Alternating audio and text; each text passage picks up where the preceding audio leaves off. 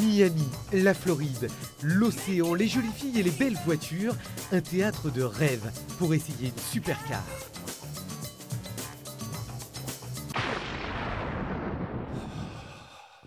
Une supercar qui souffle un vent nouveau, hors du commun.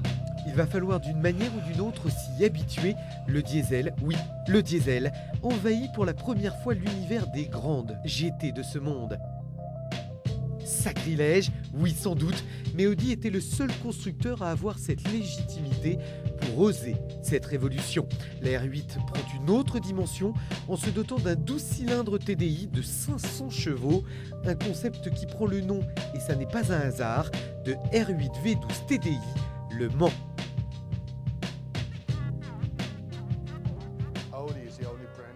Audi est le seul constructeur dans le monde qui pouvait faire cela.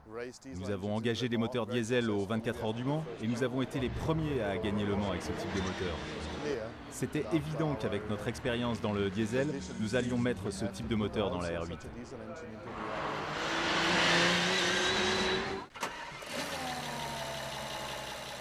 Le concept R8 ne reprend pas le V12 5.5 TDI de 700 chevaux qui alimentait la voiture de course victorieuse en 2007 dans la Sarthe.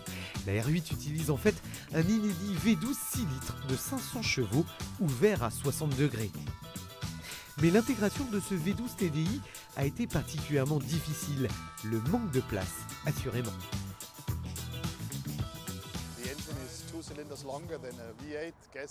Le V12 TDI est beaucoup plus long que le V8 essence, alors ça a été difficile de le loger dans la voiture.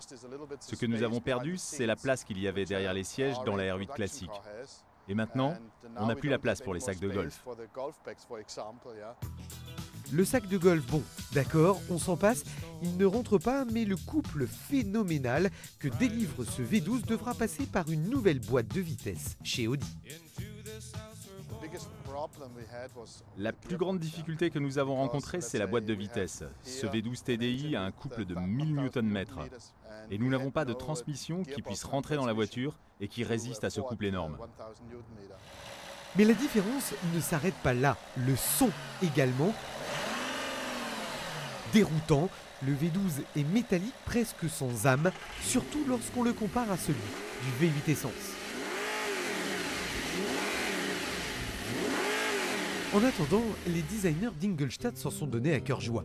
Esthétiquement, le concept Le Mans est sublime et profite déjà de l'extraordinaire dynamisme de la R8 tout en prenant de la maturité. Il fait prévaloir ici l'arrogance à la discrétion, on s'est lâché sans complexe chez Audi et la R8 TDI ferait presque oublier les lignes fluides et ramassées de la version classique. Elle gagne en prestance et en sportivité avec son énorme calandre en nid d'abeille, ses freins céramiques plus imposants, ses inserts de carbone, son aileron amovible et la présence d'un extracteur arrière qui confirme son rang et son pédigré. La R8 V12 TDI reçoit en plus un toit en verre séparé par une prise d'air superbe.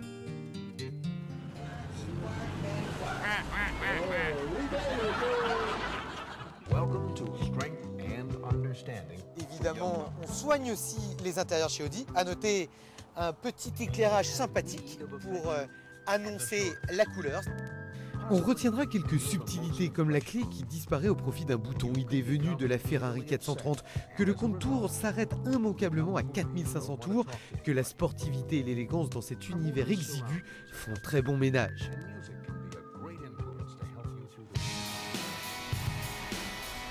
On n'a pas eu vraiment l'occasion de prendre la mesure de ce concept limité techniquement.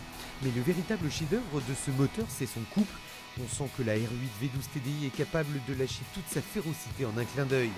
Le bolide allemand pourra compter aussi sur quelques réglages, châssis et moteur grâce au mode dynamique sport ou course que l'on souhaite adapter en fonction de sa sportivité. Ça promet.